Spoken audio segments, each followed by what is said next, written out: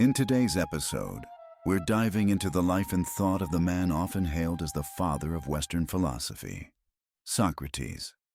After thousands of years, Socrates' name is still associated with wisdom, questioning, or that infamous trial in ancient Athens. Who was Socrates? This curious figure who spent his time challenging fellow citizens in the marketplace, all in pursuit of truth. For the next hour, we'll blend historical context, dramatized storytelling, and philosophical analysis. Join me as we unravel the mystery and legacy of the one and only Socrates. It's the 5th century BCE Athens, a bustling city-state at the heart of the Greek world. At this time, Athens is a direct democracy. Citizens gather to vote on laws and policies. The city is alive with art, drama, public debate, and athletic festivals. Intellectual currents run deep, with figures like the sophists teaching rhetoric to those who can pay. In the midst of this vibrant scene, a peculiar man stands out. He is neither handsome nor wealthy in any conspicuous way, yet he captivates many by asking simple but profound questions. Questions that reveal people's assumptions and contradictions in their thinking. He claims he knows nothing. Yet, ironically, he is deemed the wisest man in Athens by the famous Oracle of Delphi. That man is Socrates. Over the next hour, let's explore his life, methods, and the extraordinary events that led to his tragic end. Central to Socrates' approach is the Socratic method, a form of cooperative dialogue in which he asks probing questions, exposing contradictions in people's thinking. Instead of lecturing or proclaiming dogmas, Socrates would engage his interlocutors in what we might call constructive interrogation. Socrates starts by asking someone a question, for example, "What is virtue?" or "What is justice?" The other person attempts an answer, which Socrates then tests through further questioning. Often the answers lead to contradictions or unsatisfying definitions, prompting deeper reflection. Socrates famously claimed he knew nothing. This wasn't mere self-deprecation. He considered acknowledging one's ignorance the first step toward genuine understanding. The oracle at Delphi once said no one was wiser than Socrates. And Socrates interpreted this to mean that true wisdom consists in knowing how little you know. Unlike the sophists, who taught rhetoric for winning arguments, Socrates sought truth and believed in universal standards for concepts like goodness, justice, and virtue. Socrates believed knowledge and virtue are intimately connected.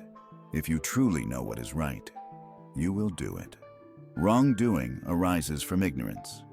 This idea laid the groundwork for much of Western ethical thought, influencing his student Plato and countless philosophers after him. Now, imagine you're strolling through the marketplace Agora in Athens around 420 BCE.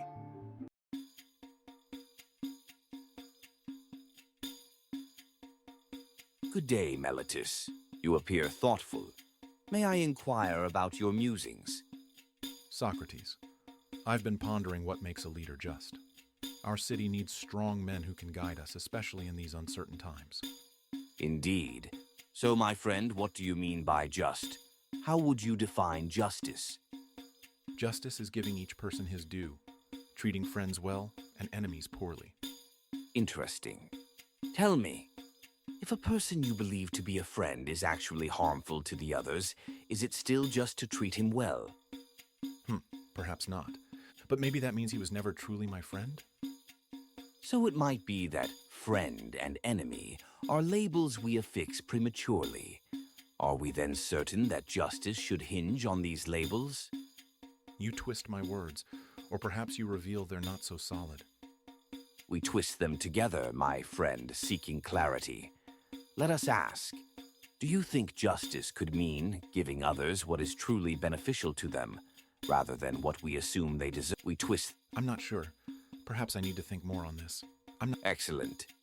True inquiry begins in confusion. Shall we walk and continue this conversation? And so, another day in Athens. Another citizen pondering the nature of justice. While some found Socrates' questions illuminating, many more found them irritating. Socrates' habit of asking uncomfortable questions made him an admired teacher to some and a threat to others. By 399 BCE, tensions in Athens had grown. The city's fortunes had deteriorated after losing the Peloponnesian War. Distrust and blame were rampant, and Athenian society sought scapegoats for its misfortunes. At this time, a group of influential citizens accused Socrates of two main charges: impiety, not believing in the gods recognized by the state, introducing new divinities; corrupting the youth, by leading young Athenians to question traditional values and authority. The trial of Socrates on charges of impiety and corruption shall begin. Socrates, you claim some divine sign speaks to you, yet you refuse to honor the city's gods. You plant seeds of doubt in the minds of our youth, teaching them to challenge laws and traditions. You must answer for this. Meletus, is it not good for a city that its laws and customs be examined and improved if found lacking? This examination erodes trust and stability. You stand above tradition, do you not? I stand within tradition, a tradition that cherishes dialogue and reason. Indeed, it is the god at Delphi who said, "No one is wiser than I." I interpret this not as pride, but as a divine pointer that true wisdom lies in recognizing one's ignorance. Continued with Socrates defending the value of his philosophical life. But by a narrow margin, the jury found him guilty. When asked for his penalty, Socrates' defiant stance, suggesting the city should reward him rather than punish him, only fueled the jury's resentment. Ultimately, Socrates was sentenced to death. Despite friends urging him to flee, he accepted the verdict, reasoning it was more noble to respect the law of Athens than to save his own life unjustly. Socrates spent his last days in prison, conversing with friends.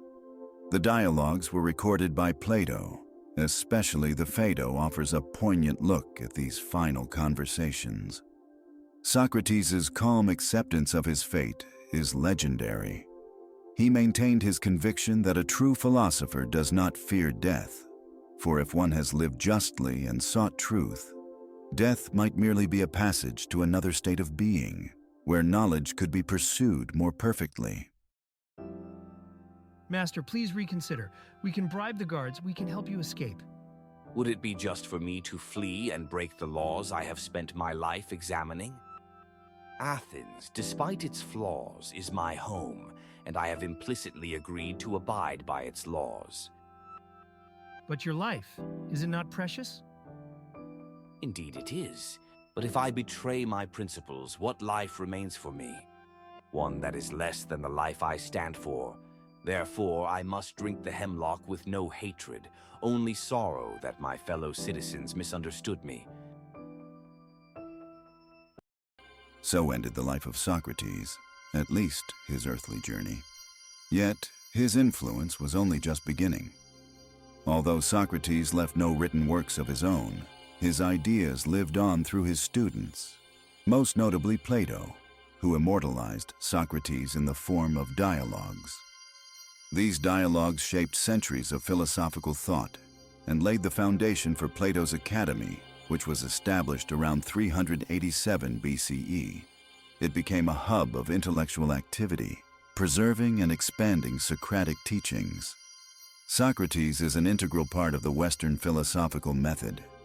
His emphasis on applying systematic questioning and deductive logic to reach clarity and investigating contradictions remains central to critical thinking today. Socrates' moral philosophy insists that virtue is tied to knowledge.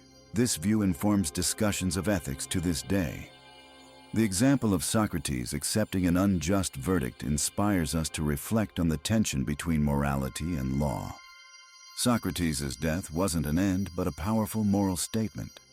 It reaffirmed the importance of critical reflection and living in accordance with one's principles, even in the face of dire consequences. We've traveled through the world of ancient Athens, watched Socrates in the agora, witnessed his trial, and reflected on his final moments. Who then was Socrates, and how does this man's thinking 3,000 years ago affect us today? Socrates believed that we should question everything. He shows us that questioning is not destructive. It's illuminating. True discovery begins when we challenge assumptions. At the core of his thoughts lay concept, knowledge, and virtue. For Socrates, understanding what is truly good leads you to do good. Ignorance is the root cause of error. Our lives and actions matter. Socrates' trial illustrates the complex interplay between personal integrity and societal norms, civic duty and individual conscience. Throughout history, challenging the status quo has been dangerous and subversive. This fact calls on us to learn more about Socrates and his beliefs on reason and moral conscience. Socrates' legacy cannot be overstated. Although he wrote nothing, he changed everything. Plato, Aristotle, and virtually all subsequent Western philosophers stand on the foundation he lay. I hope you feel closer to Socrates, this paradoxical figure who claimed to know nothing yet changed the course of philosophy forever. Next time, we'll explore the early life of Plato, Socrates' greatest student, and dive into his theory of forms and his magnum opus, the Republic. If you've enjoyed this hour with us, be sure to subscribe, leave a review, and share with your friends. And remember, the only true wisdom is in knowing you know nothing. Let that spark some curiosity in your daily life. Until next time, keep questioning everything, keep examining, and keep seeking the truth.